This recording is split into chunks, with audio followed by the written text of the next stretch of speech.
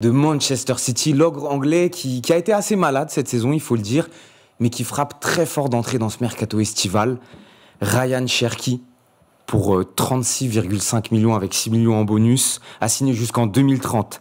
Tijjani Reinders, le milieu néerlandais de l'AC Milan, a aussi rejoint les Citizens pour 55 millions d'euros et lui aussi s'est engagé jusqu'en 2030. Et jamais 203, vous connaissez la tradition. Ryan Aït-Nouri, le défenseur gauche de Wolverhampton, a rejoint les Sky Blues, lui aussi jusqu'en 2030 pour 37 millions d'euros.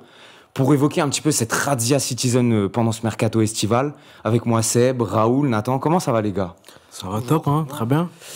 Ils ont frappé fort quand même, là, les Citizens en début de mercato. Ils sortent d'une saison un petit peu compliquée, ils ont quand même réussi à finir 3e, mais on a vu quand même un relatif déclin.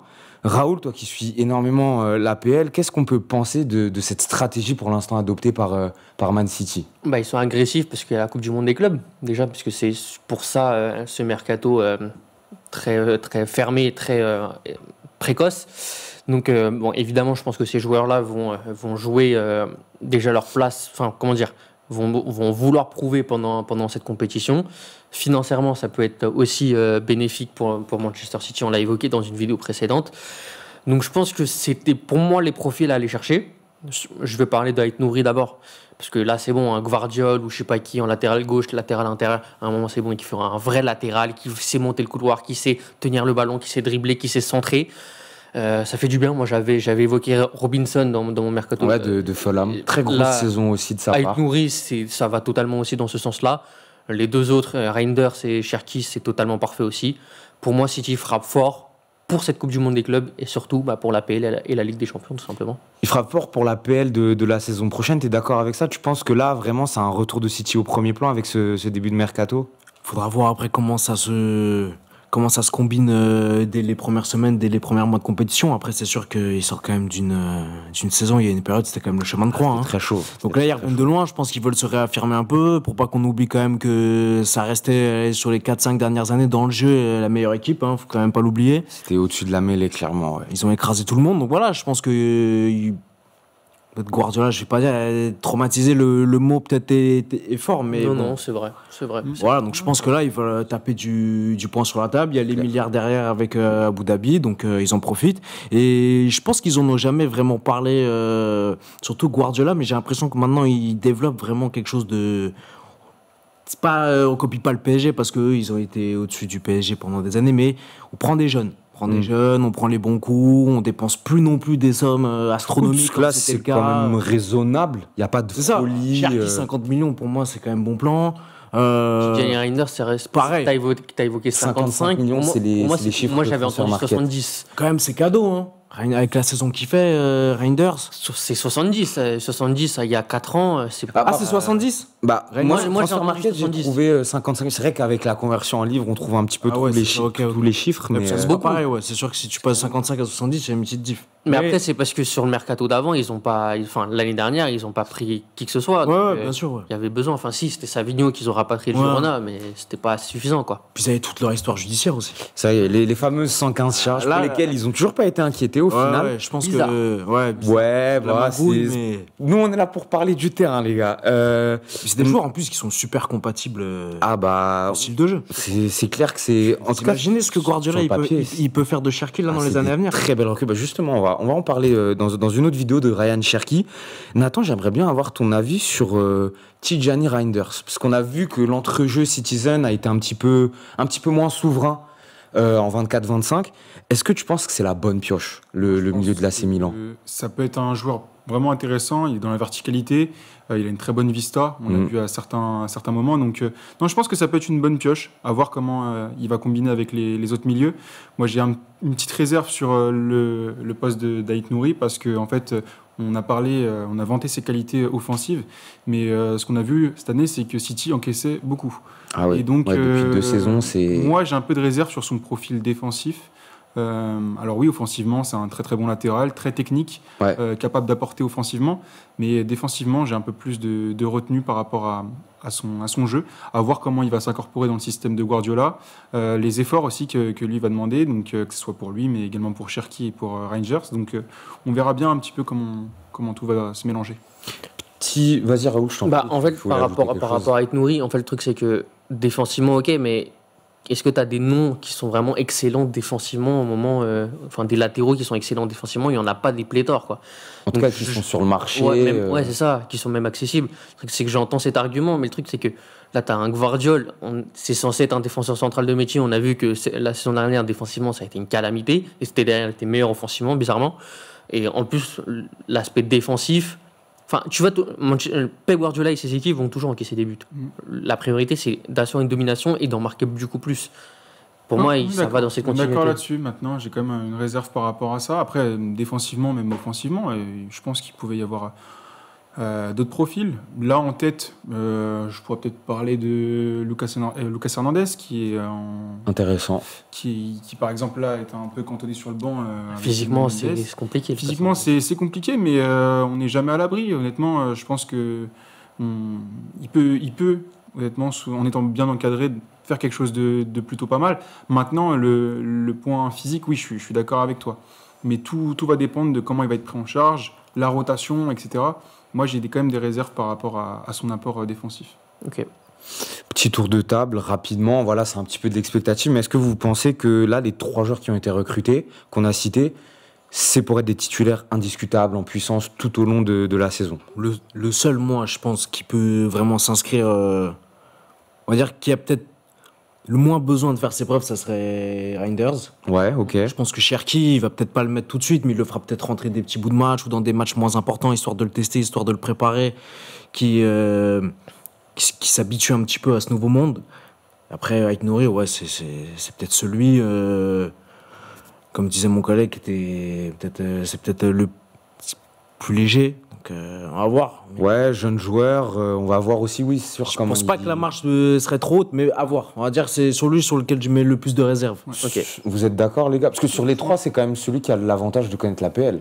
Oui, c'est vrai. Ça rencontre aussi. Pour moi, le profil, c'est le bon. Et pour moi, il y aura zéro doute vraiment à ce niveau-là. À part s'il y a en cas de problème physique, là, c'est différent.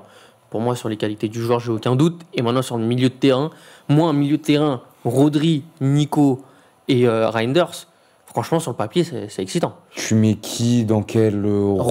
Rodri devant et Nico et Reinders avec un peu plus de responsabilité. Reinders, il aura vraiment la liberté de se projeter. Nico, c'est plus un peu un box-to-box, un peu un récupérateur qui a un profil vraiment physique. Pour moi, c'est pas vraiment un 6. Si tu peux changer de dispositif et faire rentrer Cherki dans le cœur du jeu, ça peut être très intéressant aussi. Ouais. Hein en 10, ouais, ou même un Marmouche. Mais ça veut dire que tu fais monter Rodri, tu fais monter Rodri d'un cran. Ouais, ça sera un double pivot. Ouais, c'est ça. Voilà. Mais tu l'as déjà vu, un double pivot avec Alvarez derrière Haaland, par exemple, sur l'année 2023. Après, perso, je pense que ce qui peut être intéressant, c'est que, un peu comme le faisait De Bruyne, Cherki va un peu le remplacer, entre guillemets, puisque là, on va l'évoquer, mais il serait sur le point de signer à Naples.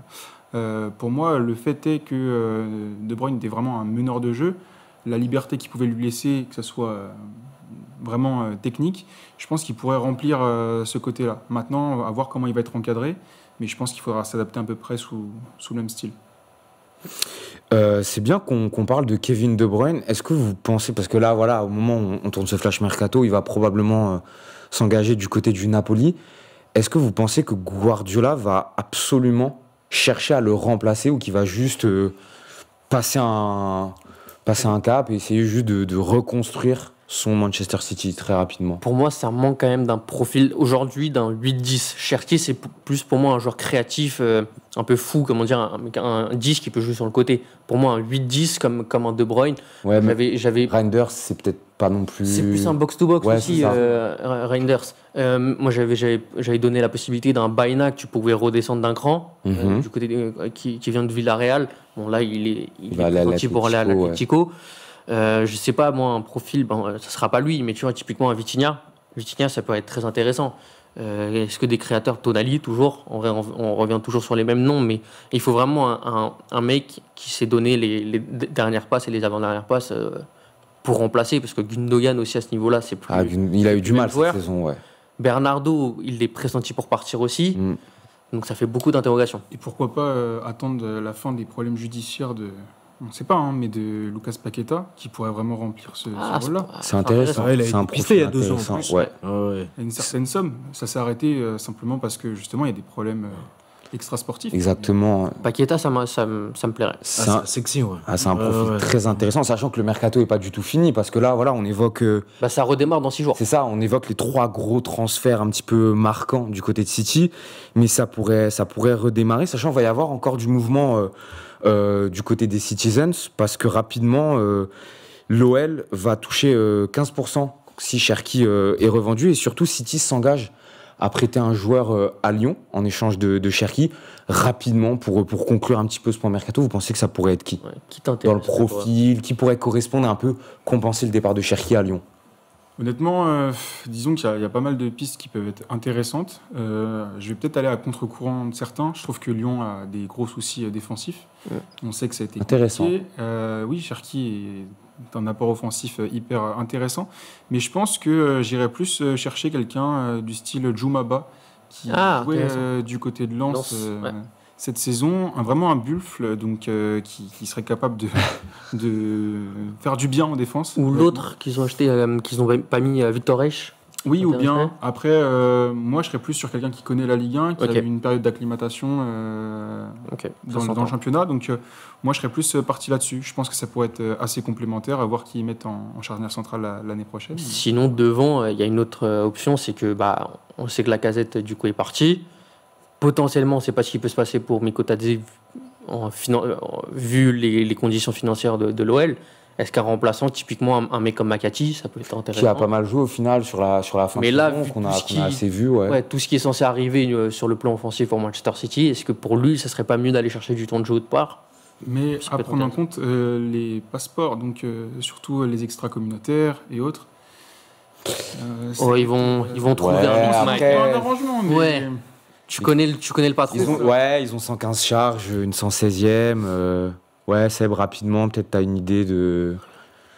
Qui C'est pourrait, qu'ils ont des problèmes, problèmes de sous. Moi, je pensais, pour éviter le recrutement, je sais que Almada avait déjà joué avec lors de matchs avec la sélection argentine.